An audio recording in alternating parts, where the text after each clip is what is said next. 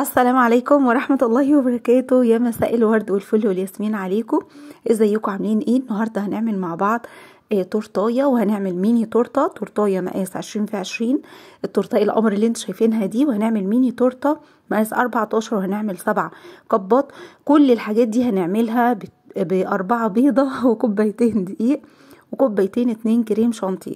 كل الكمية القمر اللي معانا دي هنعملها ان شاء الله بمقادير بسيطة جدا واقتصادية بدي العادي. طبعا تابعوني لاخر الفيديو، هو الفيديو طويل شوية بس هو تعليمي، انا سايبه لكم كل حاجة فيه بالتفصيل لحبايبي. كل حد عايز يتعلم زي ما انتم شايفين، كل الكمية دي هنعملها بمكونات سهلة جدا وبسيطة خالص خالص.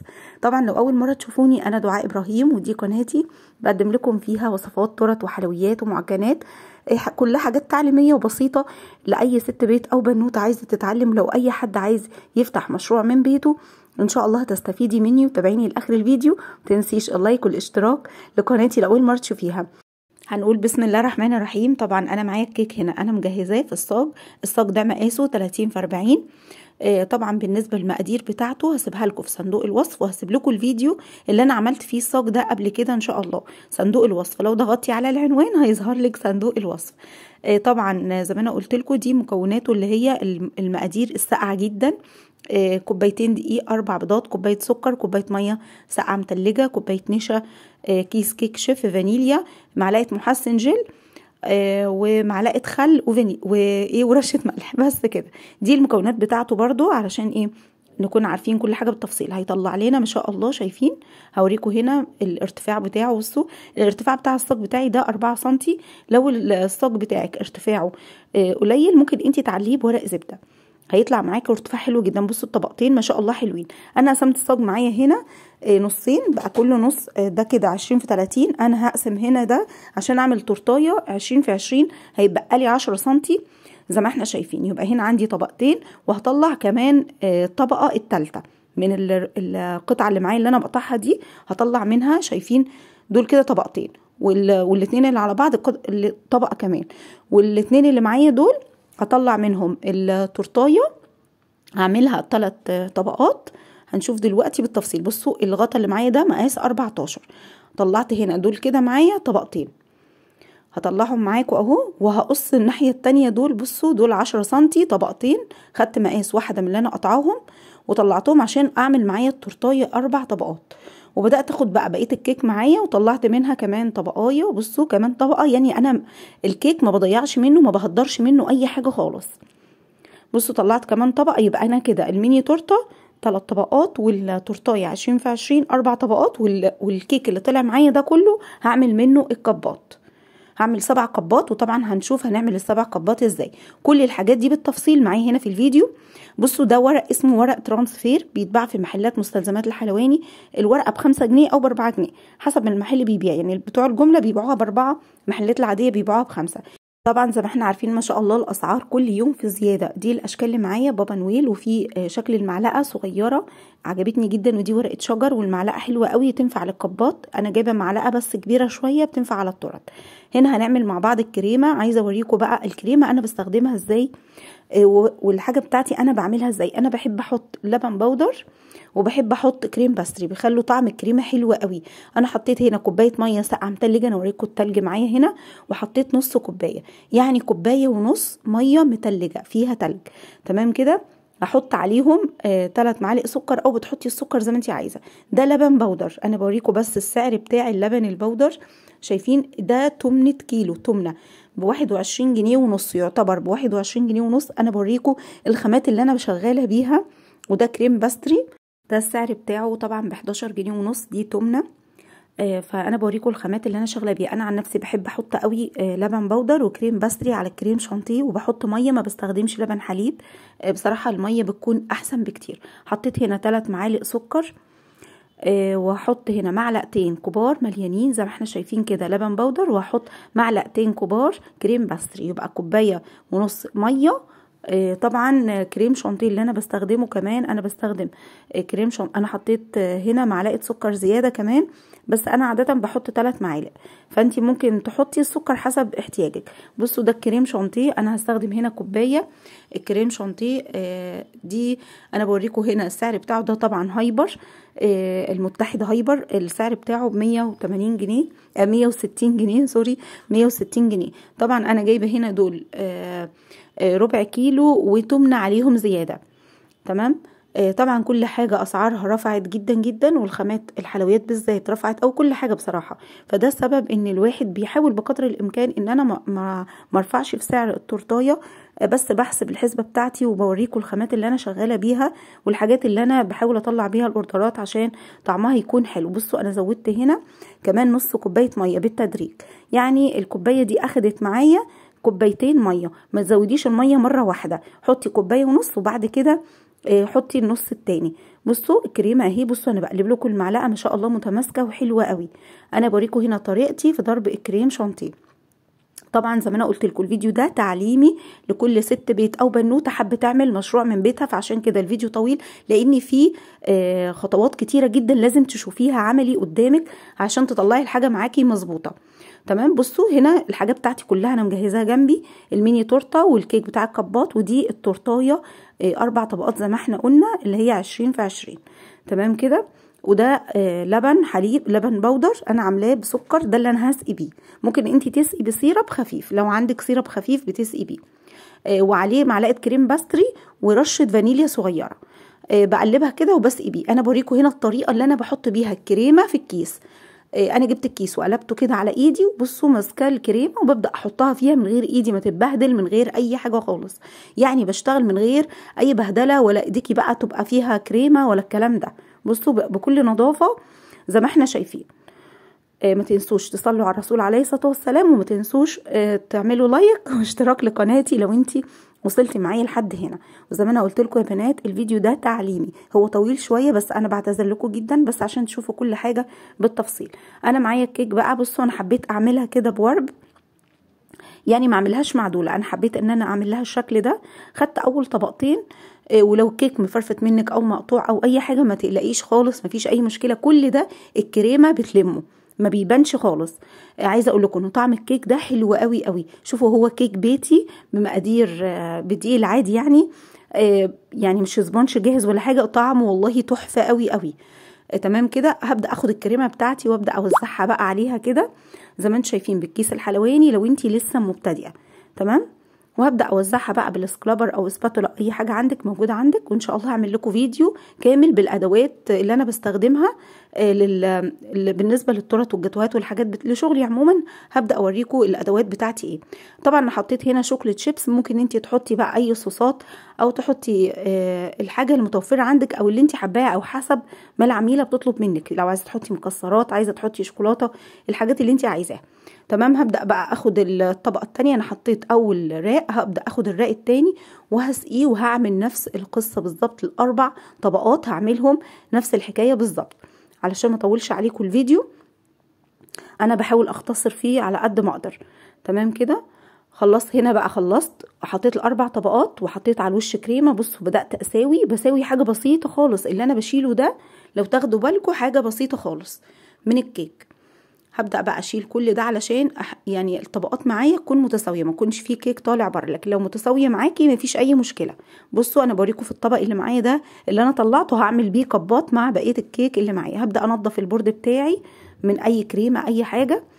تمام. بنضفه كويس قوي، وبعد كده جبت شويه كريمه صغيرين وبدأت احطهم على الكيك، الم الفرافيت بتاعه الكيك بس، وبعد كده هحطها في التلاجة اسيبها حوالي نص ساعة او ساعة تجمد معايا علشان اديها التجليسة التانية. بصوا انا هنا بس بحط شوية كريمة صغيرين كده علشان الم الفرافيت بتاعة الكيك اللي في الجناب. خلاص هنا خلصتها وحطيتها في التلاجة. هبدأ اعمل بقى الميني تورتة. نسيت اقول لكم ان البورد اللي انا شغالة عليه الكبير مقاس 30 في 30، التورتاية 20 في 20، والبورد 30 في 30. البورد اللي معايا ده مقاس تقريبا 22. تمام. او 20 حاجة زي كده، والتورتايه زي ما احنا قلنا مقاس 14. اخدت بقى الرق الاولاني، وعايزه اقول لكم ان اللي انا قشرته ده من الكيكايه، القعر بتاع الكيك من تحت بيبقى محمر شويه، في حمران، هو مش ناشف ولا حاجه، هو طري، بس انا ما بحبش يكون فيه لون غامق، فبقشره. تمام. حطيت هنا ال3 طبقات، برضو اختصرت معاكم علشان ما اطولش عليكم الفيديو اكتر من كده وتملوا مني. وجلستها. تمام. وده بقيت طبعا انا جلستها التجليسه الاولانيه ودخلتها التلاجة، برضو لسه هجلسها تاني. وجبت الكيك اللي انا شلته من التورتايه، بصوا بوريكم، حطيتها في الكبات. الكوبايات اللي معايا دي كوبايه ايس كريم، بتتباع في محلات مستلزمات الحلواني، رخيصه جدا وسعرها رخيص قوي وحلو قوي للمشروع بتاعك. تمام. هقول لكم سعر كل حاجه في اخر الفيديو. طبعا هنا بدات اسقيها بالخليط اللي معايا، وحطيت طبقه كريمه، واحط عليها شويه شوكولات شيبس، وهعملها كويس، هسويها كويس قوي الطبقات، وهحطها في التلاجة. تمام كده. وهبدا اطلع معايا بقى التورتايه اللي احنا عملناها الاولانيه خلاص، اللي هي الكبيره، اللي هي مقاس 20 في 20، عشان نبدا نشتغل فيها. ما تنسيش اللايك للفيديو وتصلي على الرسول عليه الصلاه والسلام. خلاص كده، دول هدخلهم برضو التلاجة. انا طبعا عملت 7 كبات، وطلعت الكيكايه بتاعتي اللي هي مقاس 20 في 20. هبدا بقى اخد الكريمه. طبعا انا ضربت كوبايتين 2 كريمه، ضربت معاكم كوبايه، وضربت كمان كوبايه علشان التورتايه التانية والكبات. اخدوا معايا بالظبط كوبايتين كريم شانتيه، يعني ربع كيلو كريم شانتيه. تمام. هبدا اجلس بقى التورتايه بتاعتي. عايزه اقول لكم ان انا بشوف اي حتت باينه من الكيك ببدا احط عليها كريمه بالشكل ده. دي بتبقى طريقه سهله بقى للتجليس، ما بتضايقكيش ولا اي حاجه خالص.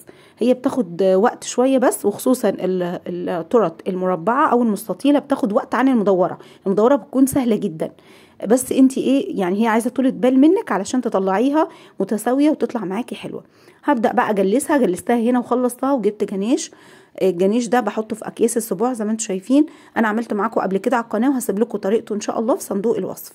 انا ببدا هنا اعلم بس بالسكينه من ال4 جهات كده علشان احط عليهم الجنيش. هنشوف دلوقتي ببدا اعلمهم عشان يكونوا كلهم قد بعض، ما يكونش فيه ربع اكبر من ربع ولا جنب اكبر من جنب. طبعا الجنيش انا بجهزه من قبلها، هو كان دافي على حاجه خفيفه خالص معايا. طبعا الجو ما شاء الله برد جدا، فالجنيش مسك معايا بسرعه على التورتايه. هبدا بقى انزلها واوزعها بالشكل ده. بصوا انا ما حبيتش ان انا اعمل عليها دربات، انا اللي اعملها، انا سبتها كده دربات تنزل لوحدها، بتدي شكل حلو قوي. هبدا اعمل بقى ال4 جهات بنفس الشكل كده. طريقتها سهله والتزيين بتاعها سهل جدا، وطبعا هي كانت مطلوبه مني ان انا اعملها على ذوقي انا، يعني اللي طلبتها مني طلبتها اعملها على ذوقي، فانا عملتها لها كده. وبصراحه عجبتها جدا الحمد لله. خلاص كده خلصتها خلاص. هبدا بقى اجيب الكريم. انا كنت حطيت شويه جنيش في الكيس الحلواني معايا علشان تدي الشكل ده، بس سبحان الله الجو برد جدا فمسكت معايا، فالجنيش منزلش، لان الجو برضو انتوا عارفين الجنيش ده شوكولاته. هبدا بقى اعمل عليها روزتات من الجناب. خلاص حطيت عليها من المربع اللي فوق، وهحط عليها روزتات من الجناب. التزيين بتاعها سهل جدا وشكله رقيق وبسيط خالص. هخلصها كلها كده. وطبعا هنبدا بقى نعملها من فوق، نزينها من فوق. ما تنسيش اللايك للفيديو، ما تنسوش اللايك والاشتراك، وتشيروه مع اصحابكم واصدقائكم. خلاص كده. هبدأ طبعا احط عليها اوريو. انا كنت محتاره احط عليها ايه بصراحه. معايا طبعا شوكولاتات وحاجات، بقيت محتاره احط شوكولاته او احط فاكهه. فانا حطيت عليها وحدات اوريو كده، وجبت الفراوله. انا كنت حطيت الاول على فكره، بس انا شلتها في المونتاج شوكولاتات، وبعدين كده شلتها وحطيت وحدات فراوله، لقيتها اشيك بكتير. ومعايا هنا جيلو فراوله. بصوا انا كنت بلعب هنا بكتب كلمه لاف بالفراوله، انا اصلا كنت احط عليها الفراوله بس كنت بكتب بيها. وحطيت بقى الجيلو فراوله هنا، وبدات اوزعه بالمعلقه كده. عايزه اقول لكم ان الجو برد جدا، والجنيش ما شاء الله مسك على التورتايه، مسك على طول بقى جامد. فكده خلصت خلاص. واحط طبعا هكتب عليها الاسم اللي كان مطلوب مني، وحطيت طبعا جيلو فراوله على الفراوله علشان خاطر اللون بتاعها يفضل حلو متتبلش معايا. هبدا اكتب عليها هنا الاسم وهابي بيرثداي داي، واحط عليها شويه كريسبيات طبعا من الجناب، وهكتب عليها الاسم. طبعا انا جايبه لكم كل حاجه بالتفصيل عشان تكونوا شايفين كل حاجه قدام عينيكم، زي ما انا قلت لكم الفيديو ده تعليمي. خلاص كده كتبت الاسم عليها. وهبدا اوزع عليها كريسبي احمر كده من الجنب علشان يديها لون حلو، مع طبعا فراوله حمراء وجيلو فراوله. فانا يعني قلت اللي هيمشي معاها كريسبي احمر وكريسبي ابيض. هبدا اوزعهم عليها كلها كده، واحط عليها برضو شويه كريسبي على الجيلو الفراوله. يبقى كده خلصنا التورتايه الاولانيه معانا، خلاص خلصت. بصوا انا هنا دي شوكولاتات بشوف احاول احطها كده، طبعا الشوكولاته الجنيش مسك ما شاء الله، فمفيش حاجه راضيه تمسك عليها خالص. كل ده ورق ترانسفير انا عملته، اللي هو اللي انا وريته لكم في اول فيديو. حطيت هنا لاف، وطبعا حطيت عليها ملمع جل، حطيتها على الجنيش لان زي ما انتم عارفين الجنيش مسك خالص. وبرده حطيت قلوب، 3 قلوب عليها من الجناب كده. كده خلاص التورتايه القمر بتاعتنا رقيقه جدا وخلصت بكل سهوله زي ما احنا شايفين ما شاء الله، 4 طبقات مرتفعه، حلوه قوي قوي. كده خلصتها وحطيتها في التلاجة. هبدا اشتغل بقى في الميني تورته. انا كنت جلستها زي ما انتم شايفين وحطيتها في التلاجة، طلعتها وبدات احط عليها جنيش. عايزه اقول لكم كمان ان التورتتين اخدوا معايا قالب واحد بس شوكولاته سما، واخدوا معايا الشوكولاته البيضه. طبعا ده بالنسبه للجنيش وللورق الترانسفير الشوكولاتات اللي انا عملتها. واخدوا معايا حوالي نص قالب شوكولاته سما ابيض برضو. تمام. هبدا اعمل عليها روزتات. انا كنت عايزه اعمل حوالي 4 روزتات او 5، يعني مش كتير، بس بصراحه هي جت معايا كده. ومعايا بقى الورق اللي احنا عملناه اللي هي الاشكال بقى، الفراشات والمعلقه وبابا نويل والحاجات دي. بدات اوزعها، انا كنتش عارفه احطها ازاي، انا بمسك كده وبشوف دي تنفع هنا دي تنفع هنا. هبدا اوزعها كلها عليها. بصوا انا بوريكم كل حاجه هنا بالتفصيل، ما بيكونش فيه شكل في دماغي معين. تمام. هبدا اوزع عليها بقى الورق بتاع الترانسفير ده كله شوكولاته، ببدا احطها عليها. وجبت كمان اوريو وبدات احط عليها وحدات بسكوت اوريو كده، وبرضو هحط عليها من الجناب كريسبي احمر عشان تديها شكل حلو، عشان تكسر معانا اللون بتاعها. طبعا دي كلها الاشكال بقى بتاعت بابا نويل والحاجات دي بتاعت رأس السنة. كل سنة وانتم طيبين. خلاص كده. ودي كمان الميني تورتايه بتاعتنا. بصوا انا حطيت هنا شويه كريسبي ابيض. الجنيش كان ماسك الكريسبي كان بيجري فيها لان الجو برد قوي، انا شغاله والجو برد جدا. خلاص كده هوزع عليها كريسبي من الجناب، ويبقى التورتايه القمر بتاعتنا دي كده خلصت. وهبدا اعمل بقى القباط. طريقتها سهله جدا جدا. اتمنى لو وصلتي معايا لحد هنا ما تنسيش اللايك للفيديو، ما تنسوش تصلوا على الرسول عليه الصلاه والسلام. كده خلاص التورتايه دي كده معايا خلصت. هبدا اعمل القباط. طبعا علشان ما اطولش معاكم الفيديو اكتر من كده، انا اوريكم الجزء الاولاني بالنسبه للقباط اللي احنا عملناها. انا حطيت عليها بس الروزتات الكريمه، وحطيت عليها الورق اللي احنا شفناه اللي هو الشوكولاته، ورق ترانسفير. خلاص كده خلصت القباط معايا.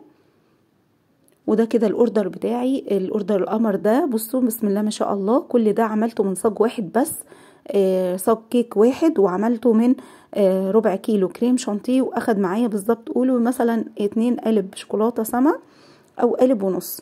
تمام. كل القمر ده ما شاء الله يعني موفر جدا جدا. انا بس كنت حابه اوريكم هنا، كانت في متابعه سالتني ازاي بتحطي التورتايه في العلبه، فانا هوريكم ازاي بحطها في العلبه وبصورها ازاي كمان في العلبه. تمام. انا بعتذر ليكم عن طول الفيديو، ان الفيديو طويل، بس انا كنت حابه اجيب لكم كل حاجه بالتفصيل علشان تشوفوها. انا هحط هنا التورت في العلب وهوريكم ازاي تحطيها في العلبه، والاوردر بتاعي وازاي بصورها وهي في العلبه. اتمنى يكون الفيديو عجبكم، واتمنى ما يكونش حد ضايق مني ان الفيديو طويل. ما تنسوش اللايك للفيديو واشتراك لقناتي لو انتوا اول مره تشوفوها. بحبكم جدا جدا، واتمنى تكونوا استفدتوا مني. ما تنسونيش في دعوه حلوه، واسيبكم في رعايه الله. طبعا انا هسيبكم هنا مع الفيديو تشوفوا ازاي بحط التورت بتاعتي وبصورها في قلب العلب. ما تنسونيش في دعوه حلوه، واسيبكم في رعايه الله، والسلام عليكم ورحمه الله وبركاته.